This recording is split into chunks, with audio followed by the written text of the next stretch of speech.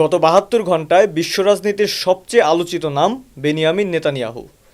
তিনি কি বেঁচে আছেন নাকি গুরুতর কোনো হামলার শিকার হয়েছেন? ইরানি বার্তা সংস্থা তাসনিম নিউজ দাবি করেছেন এক গুরুতর হামলায় নেতানিয়াহুর মৃত্যু ঘটেছে কিংবা তিনি গুরুতর আহত হয়েছেন, জানিয়ে সামাজিক যোগাযোগ মাধ্যমে চলছে জল্পনা এবং তৈরি হয়েছে ধোঁয়াশা। কিন্তু কেন সৃষ্টি হয়েছে এই জল্পনা? এই ভিডিওতে আমরা সেগুলোই তুলে ধরার চেষ্টা করব। প্রথম ও প্রধান কারণ হলো তার অস্বাভাবিক নীরবতা। সাধারণত নেতানিয়াহু প্রতিদিন কমপক্ষে একটি ভিডিও বার্তা দিয়ে থাকেন, কিন্তু গত ৩ দিন ধরে তার ব্যক্তিগত চ্যানেলে একটি ভিডিও বার্তাও আসেনি।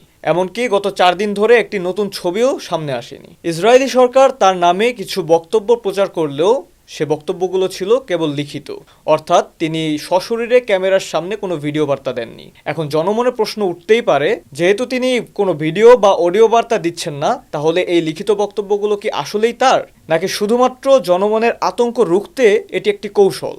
দ্বিতীয়ত, হিব্রু সংবাদ মাধ্যমগুলোর তথ্য অনুযায়ী গত ৮ মার্চ থেকে নেতানিয়াহুর বাসায় অবিশ্বাস্যভাবে নিরাপত্তা বাড়ানো হয়েছে। ড্রোন হামলা ঠেকাতে সেখানে জারি করা হয়েছে সর্বোচ্চ সতর্কতা। এখন প্রশ্ন হচ্ছে, প্রধানমন্ত্রী যদি সত্যি সুস্থ থেকে থাকেন তাহলে হঠাৎ কেন এত তৎপরতা? তৃতীয় বড় ইঙ্গিতটি হলো একটি বাতিল হওয়া সফর। আজ মঙ্গলবার ডোনাল্ড ট্রাম্পের জামাতা জ্যারেড কুশনার এবং বিশেষ দূত স্টিভ উইটফের ইসরায়েলে পৌঁছানোর কথা ছিল, কিন্তু কোনো সুনির্দিষ্ট কারণ ছাড়াই শেষ মুহূর্তে সফরটি বাতিল করা হয়।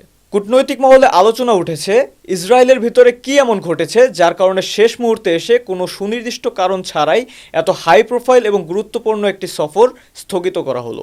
চতুর্থত, ফরাসি প্রেসিডেন্ট ইমানুয়েল মাখোর সাথে নেতানিয়াহুর একটি ফোনালাপ প্রকাশ করা হয়েছে, কিন্তু মজার ব্যাপার হলো মাখোর দপ্তর সেই ফোনালাপের কোনো নির্দিষ্ট তারিখ উল্লেখ করেনি, কেবল একটি লিখিত ভাষ্যই প্রকাশ করা হয়েছে।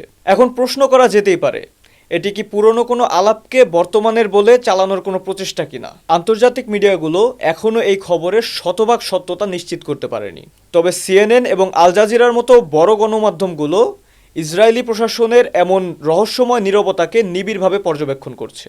সাধারণত ইসরায়েল সরকার এ ধরনের গুজব তুড়ি মেরে উড়িয়ে দেয়, কিন্তু এবার তারা এখনও কোনো আনুষ্ঠানিক ভিডিও কিংবা লাইভ সেশনে নেতানিয়াহুকে হাজির করছে না।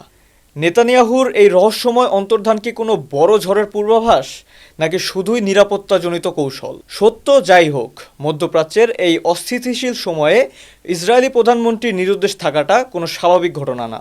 আমরা ঘটনার দিকে নজর রাখছি। এই ঘটনা নিয়ে আপনাদের মন্তব্য কি, কমেন্টে আমাদের জানান।